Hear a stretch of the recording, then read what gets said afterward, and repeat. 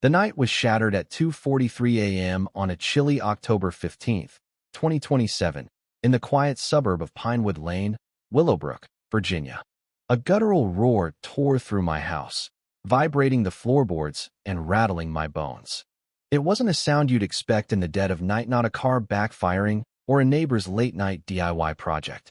This was raw, mechanical menace. I snapped awake, my old army instincts kicking in, the kind that tell you danger's not just knocking, it's breaking down the door. The green glow of my alarm clock burned the time into my eyes. Next to me, my wife, Emily, stirred, her voice groggy with sleep. "Is that a construction crew?" she mumbled. I was already halfway into my jeans, heart pounding. "No, babe. Construction doesn't use bulldozers at this hour." I crept to the window, peeling back the curtain just enough to see. The glare of headlights blinded me for a second, but there she was, Margaret Voss, the iron-fisted president of the Pinewood Lane Homeowners Association, standing on my lawn in a crimson power suit like she was about to chair a boardroom meeting. Behind her, a hulking bulldozer, painted an ugly mustard yellow, loomed over the oak fence I'd spent last summer building. Two burly guys in dark jackets with Pinewood HOA security patches stood by her side, looking more like hired muscle than neighborhood watch. Margaret's arms were crossed, her lips curled into a smug smirk. She spotted me in the window and gave a sharp nod to the bulldozer driver. With a screech of metal and a diesel growl, the blade smashed into my fence. The crack of splintering would hit me like a punch to the gut. That fence wasn't just wood.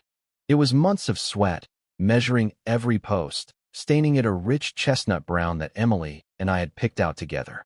It was the safe haven for our two Labradors, Duke and Riley, who were now barking like mad inside. It was the boundary between my family's world and the chaos outside. And Margaret Voss was tearing it down over some nonsense about an unapproved stain color.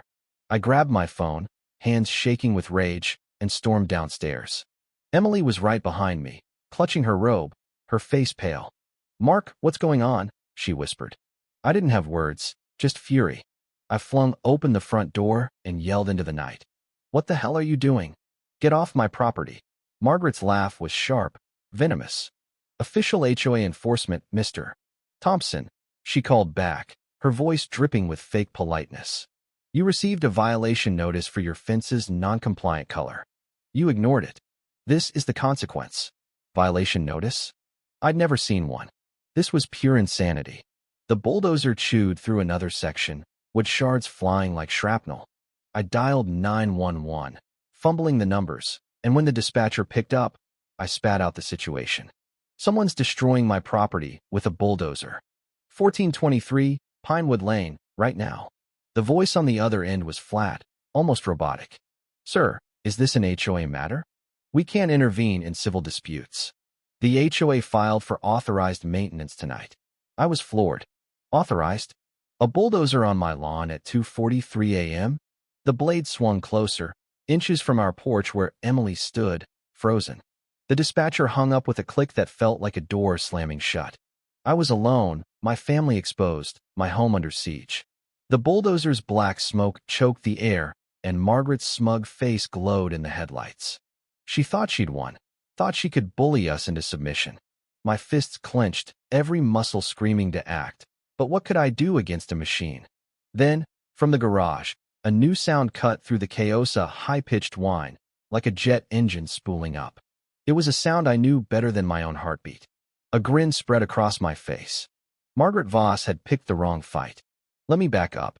I'm Mark Thompson, a retired master sergeant who spent 20 years commanding tanks in the Army. I've seen chaos that would haunt most people for life, but all I wanted after retiring was a quiet life with Emily and our 14-year-old son, Ethan. We moved to Willowbrook for its tree-lined streets and friendly neighbors, a place to raise our family in peace. Ethan's not your typical teenager. He's a mechanical prodigy, the kind of kid who rebuilt our lawnmower at 10 and designed a drone from scratch by 12. Our garage isn't for cars, it's a workshop, and at its heart, hidden under a tarp, was our secret, a decommissioned M1 Abrams tank. We'd bought it at an auction, a gutted relic with no weapons or electronics, just a 60-ton shell. To most, it was scrap. To us, it was a challenge. For 3 years, Ethan and I rebuilt it, piece by piece, naming it Liberty.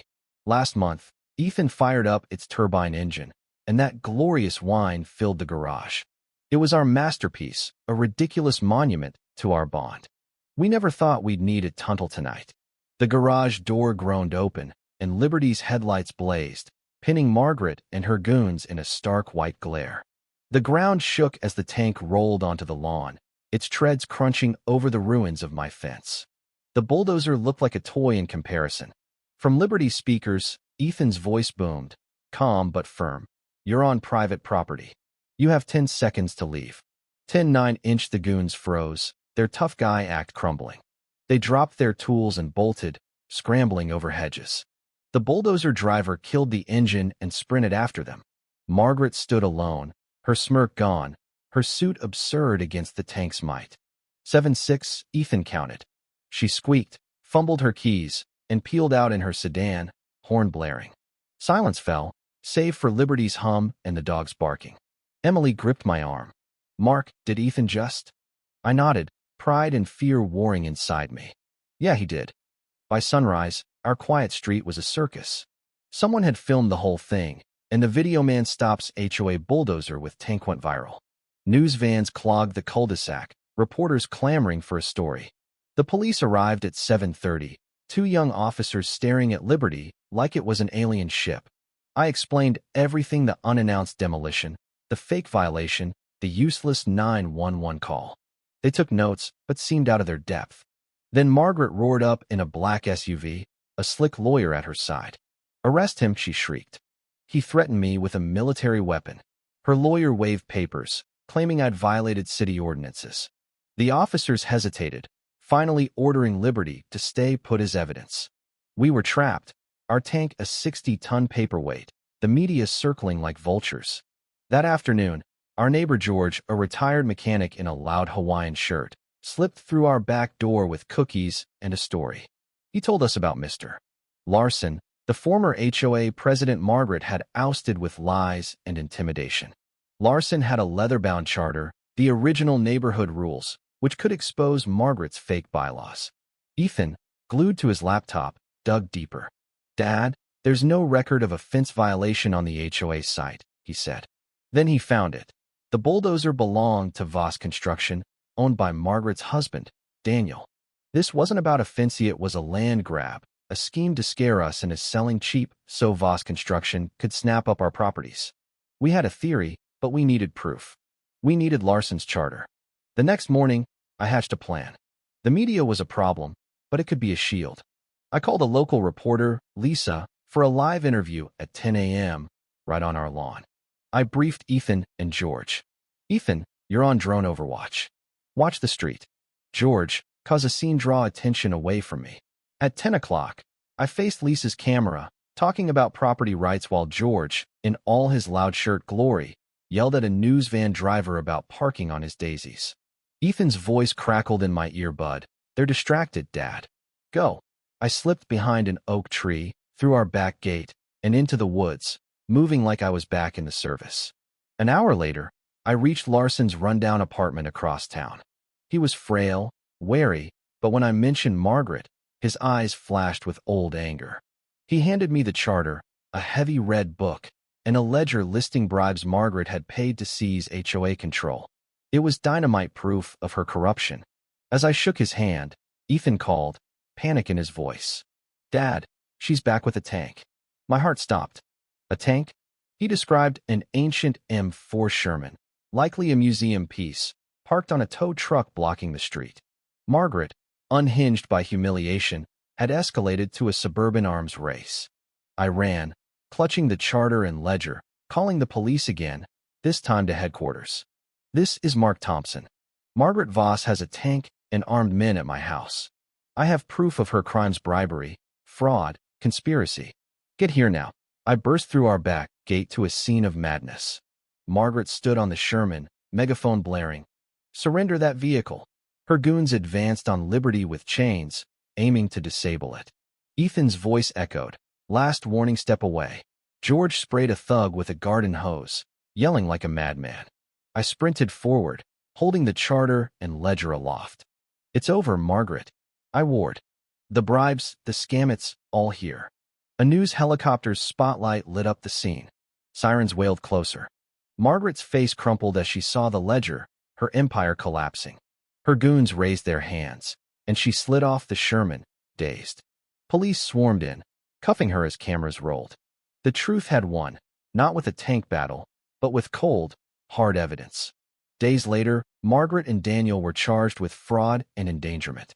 The HOA was dissolved, replaced by a new board with George as social chair, planning a block party on our lawn.